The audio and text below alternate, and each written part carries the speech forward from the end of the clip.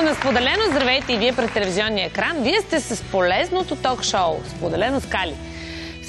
Всеки се радва, когато види дете, но има една категория деца, които сякаш не виждаме. Това са децата от социалните домове. Те са мръсни, те са невъзпитани и вулгарни и ние предпочитаме да не влизаме в досег с тях.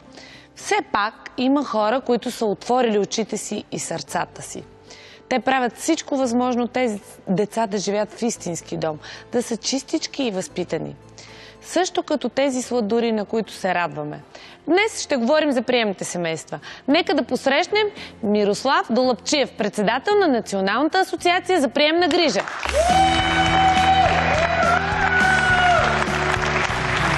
Здрасти, Миро! Благодаря ти много за поканата. Благодаря ти много за отзоваването. Че хубав млад човек, усмихнат, позитивен. Все още, да. Може би те зарежда това, с което се занимаваш? Много. Така, кажи ми, защо има асоциация на приемни родители и какви проблеми на обществото решава тя?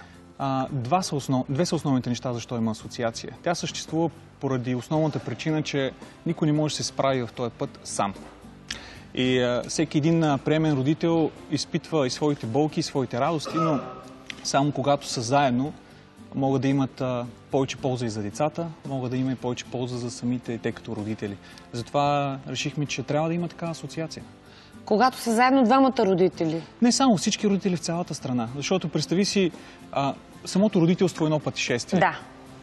И в това пътешествие ти имаш и болки, и страдания, и радости, и хубави моменти, но когато можеш да ги споделиш с някой, когато можеш да видиш какво се случва в другия край на страната, на някой друг, с какво се бори, на какво се радва, как се справя с децата, които живеят при него, това му дава дори повече надежда, дори повече мотивация да продължи да бъде приемен родител, защото това определено не е лесно. Самото родителство не е лесна работа, особено приемното пък е още по-трудно. Самото родителство е изключително трудна работа и пак всеки път казвам в предаването, пак няма да пропусна да го кажа, че трябва да има училище за родители, в което хората да се научават как да отглеждат децата си и да няма толкова изоставени деца, да няма толкова деца в растящи в проблемни семейства. Всъщност, от кога съществува тази асоциация, на която си председател? Да, асоциацията съществува от 2009 година тогава, но е създадена така под емоцията и желанието родителите да бъдат заедно и дълго време просто не функционираше фокусирано, ако мога така да кажа. От година и нещо работиме по втората причина, която също толкова важна. Това е да можеш да променеш политиките в страната. Колкото и странно и трудно да звучи, родителите със своите проблеми дават възможност на хората, които взимат решенията за това каква политика по приемна грижа, изобщо каква политика за грижа за децата да направят, да могат да ги чуят и това да го превърнат в политика, която да дава по-добро бъдеще за децата и за самите семейства. Добре, ти си твърде млад човек. Твърде млад, зависи от гледната точка. Моята гледна точка е, че си твърде млад и въобще на цялото общество гледната точка е, че си млад човек. Твоите родителите ли те възпитаха да бъдеш такъв отзивчив към нуждите на другите? Отчасти да, но не само. За мен да кажем, аз съм женен, имам съпруга, имам собствено дете и сме приемни родители. Да. Но за мен има едно основно нещо. Аз вярвам, че децата не са само мои. В смисъл, ние живеем в едно общество, в което по една и друга причина родители оставят или не могат да се грижат за децата си. И ние като общество имаме ангажимент към това. Към това дете? Да. Под една или друга форма. Да. Към днешна дата по статистика колко са изоставените деца? Имаш ли представа? Мисля, че в момента са около, поне знам за домовете, са около 5000 някъде. Такава е моята информация. Да. Колко от тях намират грижите на приемните семейства? Малко, все още. В момента има 1300 има одобрени родители, но по-малко от 1000 настанени деца. Има разлика между професионален приемен родител и доброволец приемен родител. Би ли я разяснил за нашите зрители? За мен има само разлика в думата. И има разлика само в това, че на единия държавата му заплаща, а другия го прави. Това не е никак малка разлика. Има разлика, не би трябвало обаче да има разлика в отношението към децата. Това не го коментираме. Коментираме, че едните държавата ги субсидира, пък другите не. Да, ще ти кажа защо. Защо? В много страни професионалният приемен родител е професия. Тоест, ти си специализиран в това да се грижиш за определени деца, което понякога не понякога, то отнема страшно много време. Тоест, за да можеш ти да се грижиш за това дете константно, повечето от тях са с проблеми, било то физически, емоционални, всякакви проблеми, имат нужда от константна грижа. Затова държавата на тебе ти е поверила се грижи за това дете и тя ти заплаща, за да можеш ти да го правиш професионално и да го правиш постоянно, нон-стоп. Тоест, това са тежки случаи. Да, а тези, които го правят доброволно? По принцип, доброволните, в какъвто случай съм аз, не могат да се грижат за повече, по принцип, за повече от едно дете. По-трудно е. Могат да се грижат за две, но е по-трудно. А професионалните по колко могат да... Професионалните могат и по повече, по 2, по 3, по 5. Зависи от спецификата, зависи от даденото семейство, в какво са се развили. Примерно дали се грижат за тинейджери, дали се грижат за бебета. Има много... А за всяко дете ли се отпуска съответната сума или по принцип ти получаваш заплата, като извършваш тази дейност? Да, отпуска се сума за детето. Не ме питай за пари. Това няма да те питам, не, просто питам за всяко дете по-отделно ли или просто получава заплата? Да, значи държавата отпуска пари за едно дете, ако ти се грижиш, отделно ти получаваш... За 5 деца. Да, отделно получаваш повече, ако се грижиш за второ, за трето. Значи ние работиме, само ще ти кажа в тая връзка, за мен е много важно с времето да има такава политика, която да заплаща спрямо грижите за детето. Защото има деца, които са много тежки казуси и за които изискват допълнително образование, допълнителни умения, допълнителна квалификация и допълнително време, които за тези неща ти трябва да бъдеш оценен за тях. За те трябва да се плаща. Тоест това е много важно за бъдеще да бъде създадено като политика, затова и работи асоциацията.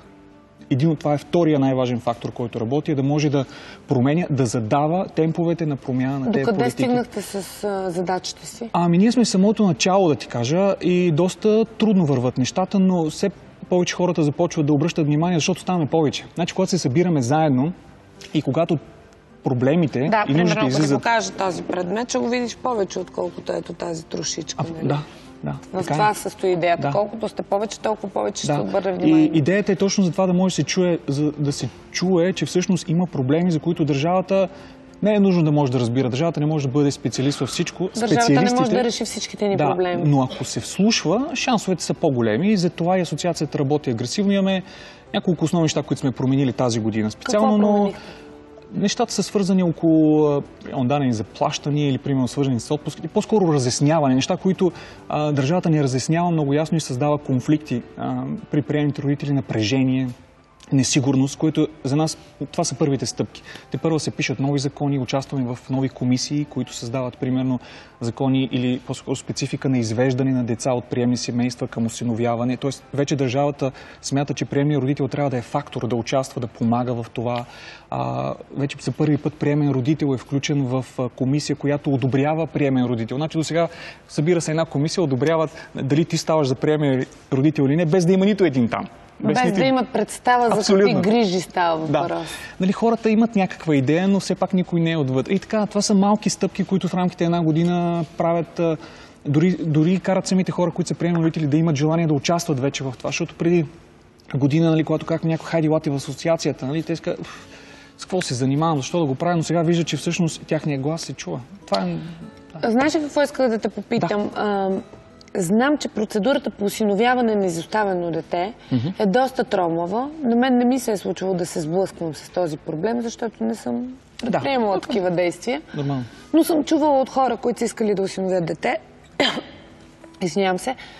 Същата ли е процедурата по приемствените грижи? В смисъл, когато искаш да участваш в това, да помогнеш на едно дете, да го приемеш при себе си, трудно ли става приемането на това дете и имаш ли право на избор? Отиваш в социалния дом и казваш, искам на това дете да помогна, или социалния дом решава кое дете да остави на грижите ти? Дай по първия въпрос. Трудно ли е да станеш приемен родител? Не е трудно. Не е трудно. Какво трябва да направи човек, ако иска да стане приемен родител? Две са стъпките. Първо трябва да си достатъчно мотивиран, за да започнеш от това. Има един административен процес, който е задължителен и еднакъв и при осиновяването, и при приемната грижа. Никой не може да избяга от него. Колко време протича този процес? И зависи, може от 4 до 6 месеца зависи. Ужасно много време е това, според мен. Да. Не трябва ли да се направи така, че да е по-лесно? Трябва. В рамките на месец би трябвало да се реализира. Значи имаш много документална работа, която не зависи от тебе самия. Излишна ли е тя? Или? Отчасти е излишна, да, но отчасти не. Има си някои неща, които са задължителни. Те помагат за това втория етап, когато те оценят като човек, като характер, като способности. Това е по-дългия период, нали? Ами, той пак зависи от много неща. Може да е по-дълъг, той може да бъде и 3, 4, и 6 месеца. Ще имаш възможността след малко да ни разкажеш още малко за тези неща, които са доста интересни. Всички мечтаем за идилично семейство. Може би такова има само в рекламите. След рекламите ще се запознаете с един приемен родител.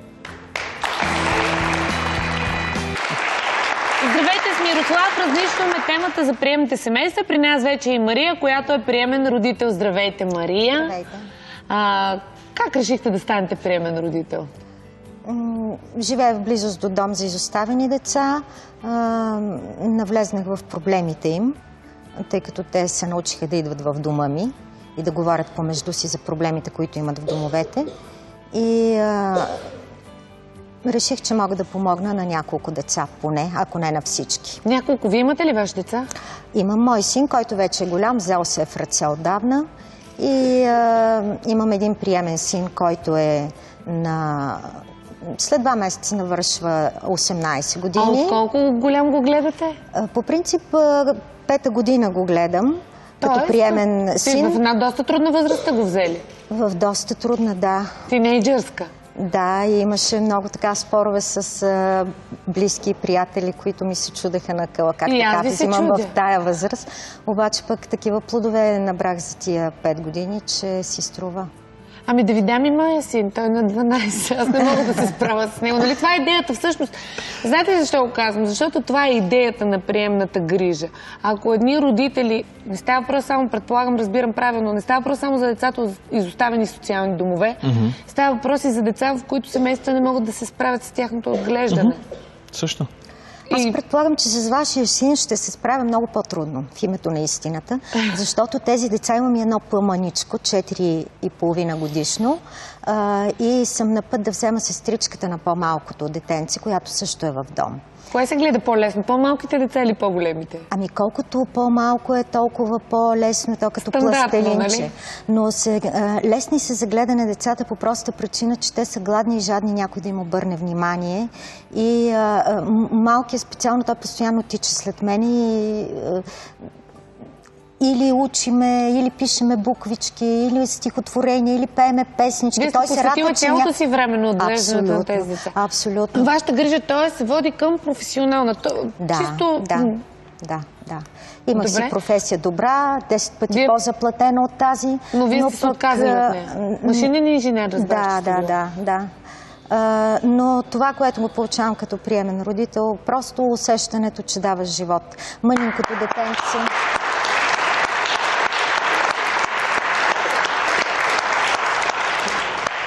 Значи, не е пресилено и не е лозунг. Малкото дете, когато го взех, значи 4 месеца вече е при мене, като го взех, на 4 годишно беше, сочеше с пръси, само... На 4 годинки? На 4 годинки, да. И не можеше да говори изобщо. Не можеше да рисува, държи ръката така и некоординирани движения. В момента то го брои до 20, пише една голяма част от буквичките, познава почти всички. Вие сте си сбъркала рисува. Не защото аз съм много добра. Не е така. Просто детето е жадно някой да му обърне специално внимание. То само ходи подир мен. Повярвайте ми, знаете ли колко родители не знаят как да се справят? Всеки щеше да го направи. Ами не е така. Ако щеше да го направи всеки, нямаше да има 5000 изоставени деца, повярвайте. Да. Аз ги изчислявах 5000 на година с изоставените деца. Това означава, че на ден се изоставят между 8 и 9 деца. Аз просто си мисля, че това малкото детенце, което трябваше по принцип да отиде в дом за по-големи деца, да тръгне по-рано на училище, както вече тръгват по-рано, и както на тия годинки вика и не може да говори, щяха да кажат той е бавно развиващо се и да му произнесат присъдата. Да. А той е умно, само за 4 месеца ви казвам какъв прогрес направи. Ние ще настигнем другите деца и ще ги изпреварим. Вие сте пълна с любов и изобщо не сте родени за машинен инженер, мен да попитате. Сбъркана квалификация. Обаче сега да попитам. Ето, говорим за прием за социалните домове, от които можем един благодетел, нека да наречем хората, които са готови да извършват такива услуги, да вземат дете и да се грижат за него. Изглежда там, че ето 4-годишно дете не знае много неща. Защо? Виж... Много са децата и нямат възможност да им обърнат внимание на всички или... И това е една от причините, но искам да говорим за негативната страна. Тъй като всички вижте, тя трябва да се покаже. Но тя се вижда, защото когато виждаш нещата, хубавата краска, ето тази госпожа, вие и други хора като вас, които са поели тази грижа. Но хората, които не знаят за какво става въпрос, трябва да знаят защо трябва да го направят. Само ще ти дам един пример, прост. Каквато и грижа да положиш за едно дете в институция, тя никога не може да замести семейството, под никаква форма. Значи, ако имаш няколко човека, които се грижат за 30 деца, никога не могат да им окажат такава грижа, когато един... в семейство. Няма шанс, да. Другото, което е, че в първите 3 месеца на детето се развиват едни от най-основните двигателни процеси от неговото раждане. Да. И в тези 3 месеца това дете има нужда от 3 основни неща. Любов, грижа, ако го обобщиш така, но аз бих го казвал докосване, движение и подпомагане, т.е. показване на грижа, показване на отношение. Т.е. когато това дете не се докосва, когато не му помагаш да се движи, то се развива много бавно. 1 година живот в институция ще ти трябва 3 години да компенсираш загубата. Разбираш ли? Вашето детенце 4 години е живял в институция. Не, 2 годишно е взето в институция, значи 2 години е живял в институция. Големия е израснал в институции. Този, който вече е на 18? След 2 месеца става на 18. Ще си имате абитуриент. Аз тук даже нося едно есе, което скоро поискаха от него и ако има време и искате, защото това е което той го е написал. Да.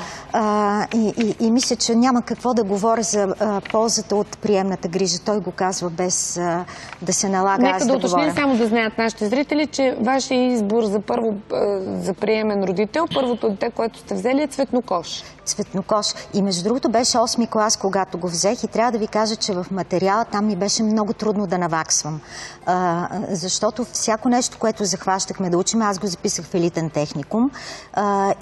Докато децата дърпат, изяждат материал и дърпат нагоре, ние се връщаме назад в материал и откъдето и да почнем все до 1-ви клас се връщаме. Какво учат? Записват ги в някакви училища, дето ги лъжат, че учат и те си мислят, че учат, но на нищо не ги научават. Не само в приемните домове е така, на много места е така. И сега есенцето да ви... С удоволствие ще го слушам. Само по-високо да ще ви помоля да четете, за да могат да го чуят и нашите гости. Това го е написало детето, не съм аз. Есе на тема какво добро прави държавата за мен и какво не прави. Това е есето, което му поискаха. Това е темата и то го надраска половин страничка. Казвам се Реми, досущ като главния герой в книгата на Мало без дом. Реално погледнато и съдбата ми е подобна на неговата. Имам нигерийски происход, чернокоше, сладур невероятен. Роден съм в България и съм израснал в домове. Не познавам истинските си родители, но все пак си мисля, че майка ми е избрала това име, защото се е надявала животът ми да има щастливо развитие, както го пише в книгата. От тук заключавам, че е била интелигентна и смела жена, защото рискувайки да дойде да ме роди чак тук в България, ми е дала шанс, който в нейната страна нямаше да имам. Бог очевидно е чул молитвите й, защото след дългите и мъчителни дни, прекарани в домовете, бях настанен в приемно семейство и животът ми коренно се промени. И точно това е най-доброто, което държавата направи за мен. Настани ме в приемно семейство. Вече 5-та година живея далеч от домовете и се чувствам наистина щастлив. Уча в елитно училище, играя брейк и хип-хоп, известен е в тая област, и хип-хоп в известен тим и понякога печеля награди. И най-вече имам семейство. Как да ни я разцелуваш тази държава за доброто, което ми направи? Има и нещо...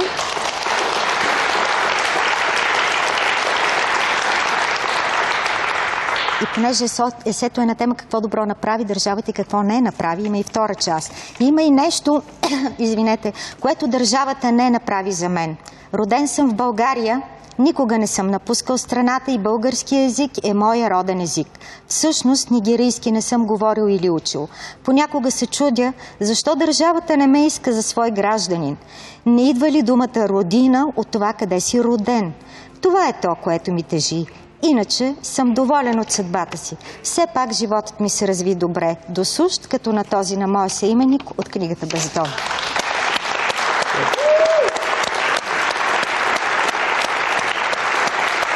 Плакахте ли, когато го прочетахте? Моля? Плакахте ли, когато го прочетахте? Ами, той малко ми остави сега да се разплача. Малко остава и на мен. Всичко казва. Всичко казва. Детето е и в тази половин страница. Изненадана съм, в тази страна живеят хора, които има какво да ядат, имат дом, имат семейство и непрекъснато хулят и плюят и непрекъснато са недоволни. И едно момче, което живота му е изтъкан от трудности, вместо да хули да плюе майка си, той е благодарен. Той я смята за силна и прекрасна жена. Той е благодарен на всичко. Единственото, което иска е да бъде поданик на тази страна, гражданин на тази страна. Да бъде българин. Но най-важното нещо, приемното семейство, дали обърнахте внимание? Обърнах внимание на всяка една дума. Коренно се промени живота му. Просто неговата съдба щеше да е абсолютно различна, ако той беше останал. Това щях да кажа, че може би тази благодарност и грижите в приемното семейство, т.е. вашите грижи, са накарали детето да обърне погледа си, да преосмисли живота си и да го види в една красива краса. И той благодари на държавата и моят призив към тази държава е наистина да насочи нещата към развитие на приемната грижа и да настанява децата в приемни семейства, защото има страшно много одобрени приемни семейства, а поне 500-600 приемни семейства чакат за деца и не им настаняват. Разбирате ли? Трябва да им настаняват. Трябва да им настаняват. И това, което казват обикновено, използват за коснали, ами те искат русички с сини очи, а пък те са повечето циганчета, спокойно казвам циганчета. Те са циганчета с такива сладури и такъв хубав материал за работа с тях, защото те са талантливи, умни, комуникативни. Вие наистина сте си избъркала професията. Вие сте родена да гледате деца. Ето, намерих си я. Да, сигурно се отказвате от нещо, към което хората се стремят, към материалното, от добро няма смисъл. Сега щях да имам парички и да се чудя за какво да ги харча и да умирам от скука. Да ви попитам, ако се субсидират приемните грижи и все повече български семейства са готови да станат приемни родители, това би ли довело до закриване на социалните домове? То трябва да дойде до закриване на социалните домове. Това не трябва да съществува изобщо в мисълта на някой, че това чудовище, каквото и както и да го гледаш, трябва да остане. Приемните родители, аз разговарям с много мои приятели, които дори примера, който виждат от мен, от семейството ми, не им е достатъчен точно да разберат какво всъщност се струва, защото не се обяснява ясно, не се дава разбираемо какво всъщност е приемната грижа, как ти ще допринесеш за това общество, какво всъщност ти би направил по-добре. Ако трябва да ти кажа, че има много смислени хора, защото аз гледам логически на нещата. Има проблем, има дете. Мога ли да помогна? Мога. Правя го и продължавам напред. В смисъл, аз не съм чак отел емоционалните, където, миличко, сладичко. В смисъл, мога ли да ти помогна? Мога. Окей, давай да го правим. Действам напред. Развивам те. Има много интересни въпроси. Чисто човешки ще вляза в ролята на приемен родител и ще не приемен родител, а на човек, който би искал да стане приемен родител, и ще задам въпросите, които ме вълнуват лично мен, като човек, който иска да изпълнява такава функция за нашето общество. Да. Но преди това има една книга, в която авторката приемна майка разказва за тежкия живот на едно дете, което прекарва детството си в различни приемни семейства. Днес тук е преводачът на Езикът на цветята Паулина Мичева.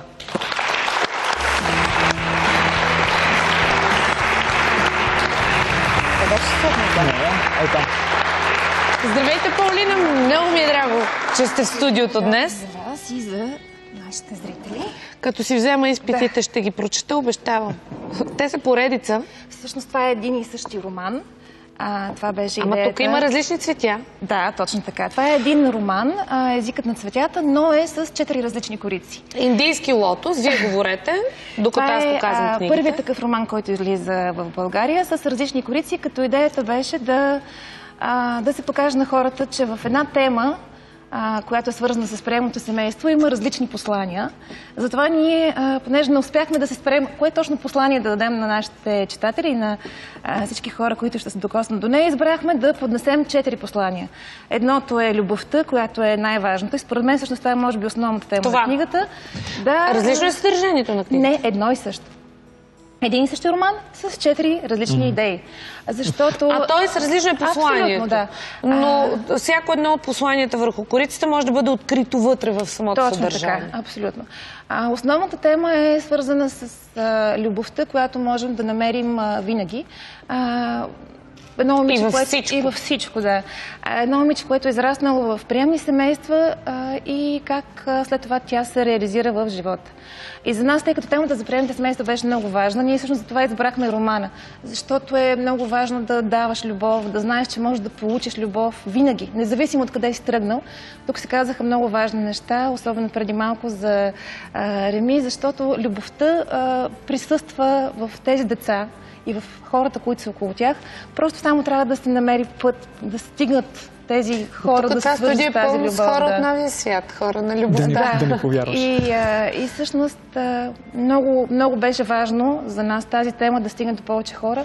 Ние си говорихме и още преди, когато обсъждахме излизането на романа и с Миро и други хора от асоциацията, че темата трябва да стигне до повече хора.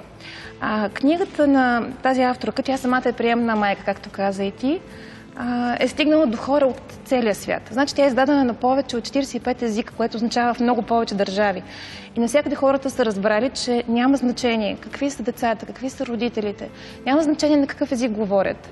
Ти имаш възможност да стигнеш до това дете, то да стигне до теб по някакъв начин.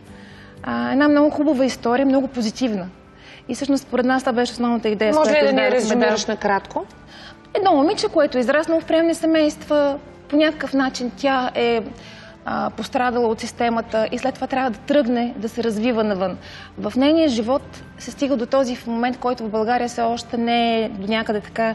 Предполагам, че след време ще се сблъскваме с него. Какво се случва с децата, когато излязат от приемната грижа? Имахме такава тема в Споделено и наистина много страшно това, което се случва с тях, след като...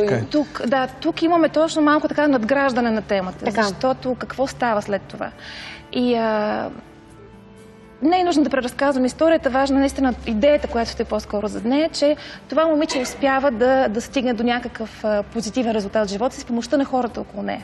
Като малкия Реми. Да, така че за мен това е и за всички нас беше идеята, че можем да покажем как любовта е навсякъде. Тя има различни видове любов. Любовта на момичето към неговата майка, приемна майка, кандидат-осиновителка, която е била. После любовта на това момиче към хора, с които се сблъсква, към хората, които могат да й помогнат, независимо къде ги среща. Много често децата, израснали в такива семейства, в такава система, не просто само при нас, идеята е, че приемните семейства трябва да бъдат позитивни, една грижа, която да се развие, но понякога самата система вреди в Добре, хайде да направим разговора ползотворен за всички, както в студиото, така и за нашите зрители. Влизам веднага в ситуацията на човек, който... Защото вие ме зарибихте. Може би аз съм такъв човек. Хората, може би, не са толкова импулсивни всички като мен, но вие ми дадохте идея да помисля върху това дали мога да стана приемен родител. Имам 2 деца вкъщи, 2 момчета, едното е на 3 години, другото е на 12. И имам 3-стаен апартамент. Имам добър доход, искам да стана... Живея сама с приятеля си, къщата ми е пълна с любов, не се караме. Карането протича, само да кажем, че ти си от комисията, която ще ме оцени дали ставам за приемен родител и вие всичките ми помогнете как да стана. И идвам при вас. Как да ви открия първо? Къде трябва да отида, ако искам да помогна на дете и да го прибера вкъщи? Къде трябва да отида? Има няколко неправителствени организации, които се грижат или които са много популярни в България, се занимават с приемната грижа. В интернет ли мога да намеря най-бързо информация за това? Нашия сайт, Националната асоциация, също има информация за партньорите ни, които работят по приемна грижа. Там има вашия адрес и телефон. Абсолютно, има всичко. Мога да ви открия през цялата седмица. Ето, вървим стъпка по стъпка това, което вие сте започнали вашата асоциация да изчиствате и да регламентирате начина. Нека го направим в ефир, мисля, че ще бъде полезно. Абсолютно. Да. Намирам ви, идвам при вас. Вие работите от понеделник до петък или? Ние работиме 24 часа. Приемните родители. Няма. Не. Хората, с които могат да се свържа, за да... Да, има си 24-часова линия на хората, които се занимават с това. Това вече е изяснено. Свързвам се с тази 24-часова линия. Те ми назначават среща, предполагам. Точно така, да. В удобно за тях време, тъй като предполагам, че има и други желаящи да станат приемни. Да, разбирате се заедно. И така, пристигам аз на срещата и казвам, искам да стана приемен родител. Да. не искам това да е моята професия, като доброволец се явявам, както вас. Какво следва от тук? Вие какво ми предлагате? Да ви заведете в домовете, за да избера, или има деца чакащи? Не, има много деца чакащи. Най-важното, ако аз трябва да оценим, бих искал да разбера мотивацията. Какво един човек го мотивира вътрешно да поеме този много важен ангажимент? Ето моята мотивация. Абсолютно напрямо вие сте вървим в момента. Моята мотивация, искам да направя добро, искам да помогна, искам да допринеса за това да са по-малко нещастните деца в България. И смятам, че средствата, които изкарвам като трудещ се човек, са достатъчни да ги отгледат. И още една много смешна мотивация може да ви се струва. Що да мога да нахраня едно куче, пък да не мога да нахраня едно дете? Разходът е горе-долу един и същ. Има логика. Да. Това е моята мотивация. И искам да науча децата си на човещина. Това е другото. Защото те са достатъчно голями, за да разберат, че детето, което идва вкъщи, е страничен човек, на който те могат да помогнат. Това е мотивация. Значи, като оставим на страна административния процес, самата работа с хората би преминала под формата, разбирайки мотивацията, нека да видим компетенцията, нека да говорим да видим какъв опит има, какъв житейски опит, който имате. Това, че съм майка на две момчета, по някакъв начин допринася ли за ползи? За мен да. И специалистите го оценят като много важно. А това, че съм се разделила и с двамата татковци, носи ли ми вреди? Зависи от гледната точка, не знам. В смисъл, тези, които ще... Ето, питам.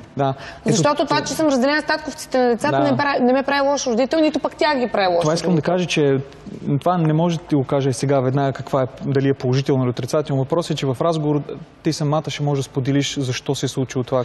Не, ще го направим в ефир, защото тези неща са изключително полезни. Аудиторията на споделено е доста голяма и е много полезно това нещо, което правим в момента. Все пак имам предвид, че ние не сме оценещ фактор. Вие сте минали през това, можете да ме напътствате. Освен това сте председател на асоциацията. Трябва да имате някаква решаваща дума. И да кажем, че ме одобрява комисията. Какво следва? Процесът на приемния родител не свършва с това дали си одобрен. Той продължава. Как стигам до детето? Когато дискутираш в дискусията, се излиза какъв тип дете, като дипаш, примерно възраст. Нямам претенции. Нека ме посъветват както вас са ви посъветвали. Да, те ще те посъветват на база на това, кое е най-добре спрямо, примерно, семейното ти положение, децата, възрастта на децата. И заедно ще го решите. Примерно, аз не мога да ти кажа кое в момента е най-доброто. По цвят на кожата и възраст нямат никакво значение. Помощта не може да има тези живее ромче. В смисъл няма... Приемната грижа не е заради това. Ние не избираме децата. Това казвам. Помощта няма характеристики. Тя е помощ. За нас ние заедно с тях сме преценили, примерно в нашия случай, че е добре детето да бъде по-малко от нашото и е момиченце. Да кажем, че го преценяват това. Те хора намират ми дете, това дете. Звънят ти по телефона и ти казват, имаме дете, което е подходящо, ела да го видиш. И аз отидах, примерно, аз аз отговорих, за да разбере. Отидах и казах, харесваш ли? Аз казвам, какво да му харесвам, бе? Аз не съм тук да избирам. Това дете трябва да излезе от тук. Какво прави тази институция? Давайте да излизаме. И това после има един малък период на напасване. Тоест, ако детето е много малко, този период е много кратък, тъй като то не може да артикулира, не говори. Трябва ли да му осигуря собствена стая? Или може да бъде в една стая с децата ми? Приемното дете живее с дъщеря ми в една стая. По начина, по който не променя навиците на семейството. Не, по никакъв начин. Да ви питам, вие казахте, че сте изкарвала добри, в смисъл, че сте получавала добра заплата като машинен инженер. Трябват ли много пари, за да... Гледам ви тук, не виждам да сте с някакви часовници по някакви милиони левове и така нататък. Изглеждате ми съвсем обикновени хора. Смятам, че доходите ви са равни на повечето българи, нали? Променя ли много бюджета на едно семейство приемната грижа? При мен бюджета много рязко се промени, защото заплата ми беше няма 10 пъти по-голяма от тази, която получих като приемен родител. И в името на истината, аз като тръгнах в тази посока, бях подведена от спонсори, които щяха да ми построят къщичка, да настанат деца щастливи, да живеят. Обаче те после настана кризата и се дръпнаха и казаха, съжаляваме криза. Така се получи. Но положителното, което идва като плюс от приемната грижа, не може да се плати с никакви пари. Аз по принцип съм скромен човек, нали, каквито и пари да имам, няма да се накича. Ако човек има широко сърце, може да си ги гледа децата, разчитам и на спестявания. Нямам проблем да ви гледам. Не е идеята парите. Не, това не може да е мотивация изобщо. Това не може да е мотивацията да направиш нещо. Нека да видим рекламите, които доста често бъркат в джоба. Ние след това ще разберем още за приемното родителство.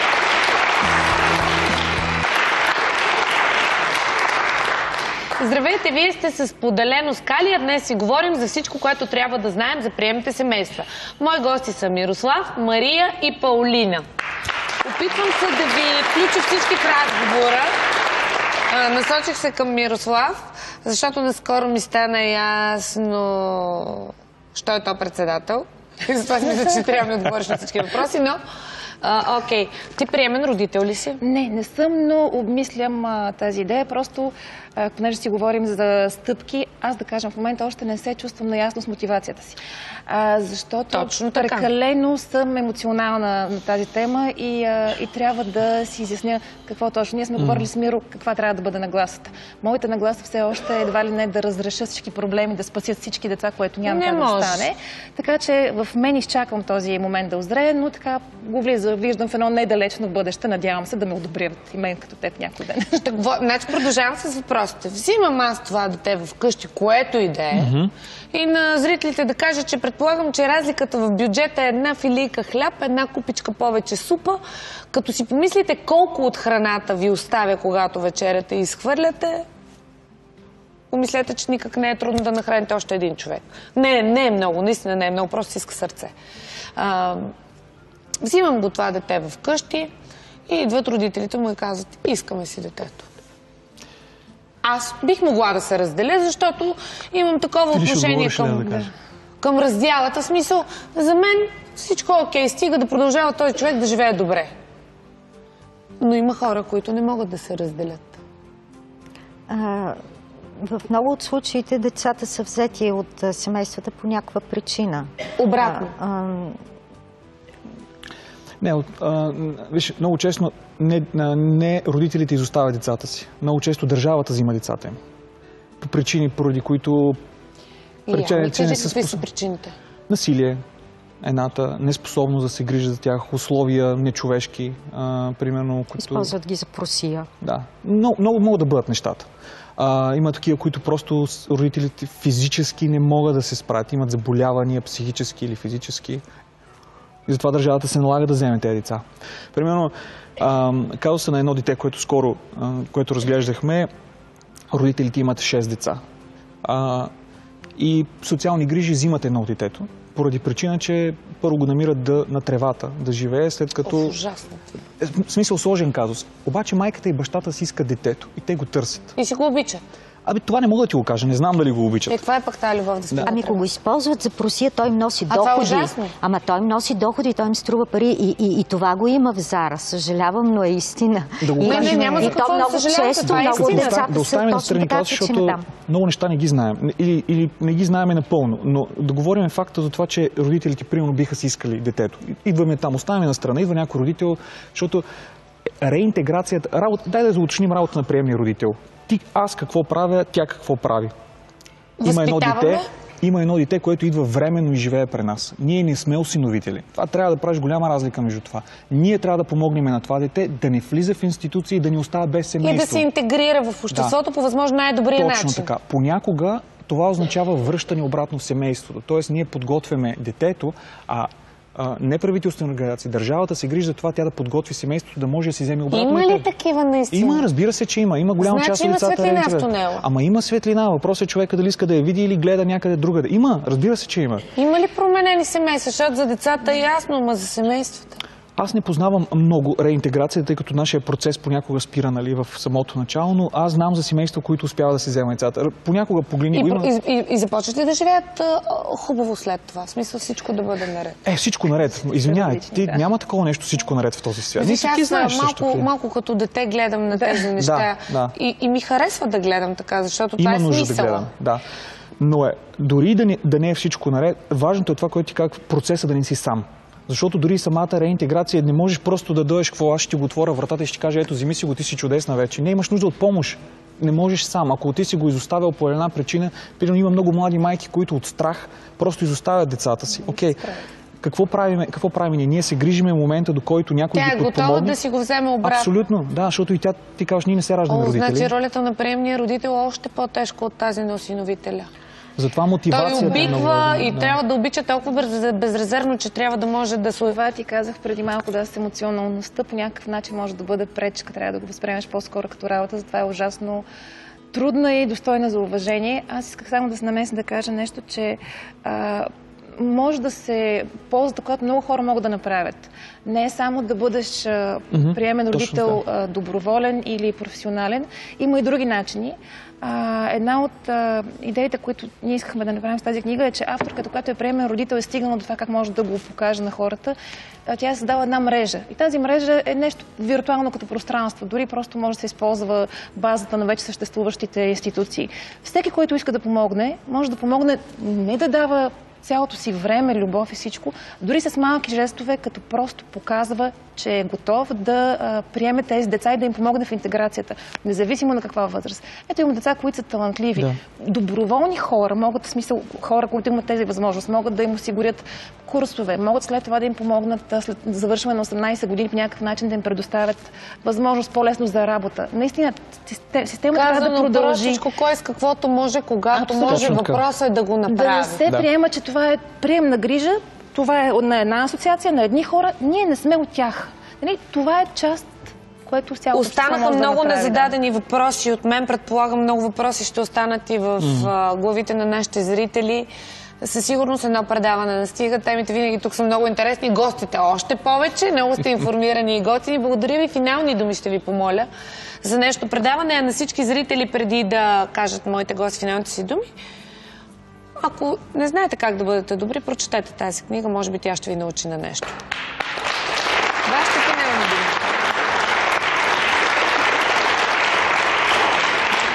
Аз бих призовала хората, които не могат да стоят безпричастно към подадена детска ръка, да ги дръпнат така нагоре и да ги пуснат да плуват след това. Прекрасни думи. Миро? За мен е важно хората да разберат, че ние не помагаме на децата, когато ги държим в институция, а трябва да направим всичко възможно те да излезат под различна форма. Дали сме приемни родители, дали пишеме за това, дали дискутираме. Това, което ти правиш, е също много важно, да даваш гласност на тая тема. Трябва да участваме под всякаква форма. Благодаря. Това беше комплимент към редакторите на предаването. Аз пак искам да се върна за любовта. Когато даряваш любов, тя не може да свърши, не може да се изчерпи. Шекспир го беше казал по-добре от мен някога. Любовта е като море и колкото повече раздаваш, толкова повече любов оставаш. Така че като даряваш и участваш в такава кауза, просто печелиш ти самият. Това беше всичко за днес, драги зрители. Аз само бих добавила: скъпи, млади, влюбени двойки, внимавайте, когато правите любов. Може да си доставяте удоволствие и без да правите деца. А когато ги правите, знайте, че носите огромна отговорност за тях. Благодаря ви за това, че от тук нататък ще бъдете по-отговорни към любовта си, към вас, един към друг и към вашите деца. Приятен ден!